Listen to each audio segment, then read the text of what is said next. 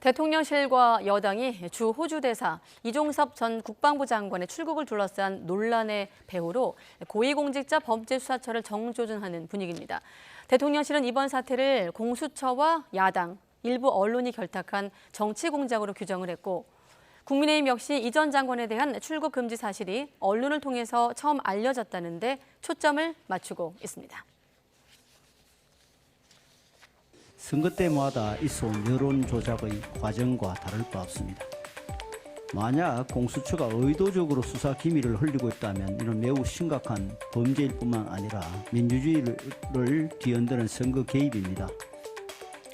그러나 야당은 핵심 피의자에 대한 출국 금지를 곧바로 해제하는 게 맞느냐며 맹공을 이어가고 있습니다.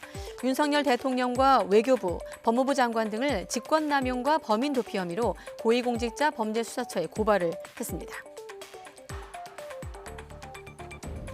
1월경에 공수처가 이종섭 장관에 대한 출국금지 요청한 것 같습니다. 그러면 불과 2달도 채 안 됐다 생각이 되거든요.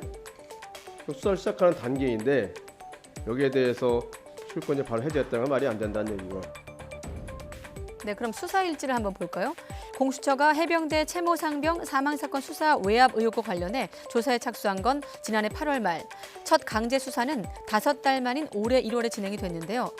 그러다 출국 금지 사실이 알려진 지 하루 만에 또 호주 출국 예정일 하루 전에 공수처는 이 전 장관을 전격 소환 조사했습니다. 통상 수사는 실무 책임자에서 시작을 해서 점차 위로 올라가는 식으로 이루어지게 되는데 하급자에 대한 조사가 충분히 이루어지지 않은 가운데 윗선부터 부른 거라 이 전 장관의 입장을 듣는 수준이었을 거라는 지적이 나오고 있습니다. 게다가 공수처는 벌써 2달 가까이나 수장이 없는 상태죠. 지난 1월 20일 김진욱 초대 처장이 임기가 끝나서 퇴임한 뒤 여원고 차장 대행 체제로 운영이 되다가 같은 달 말에 여 차장도 퇴임하면서 김선교 수사 1부장이 처장 업무 대행을 맡았습니다.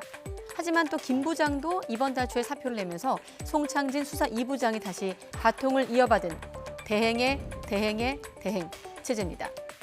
엎친 데 덮친 격으로 새 처장 임명마저 지연되고 있는데요.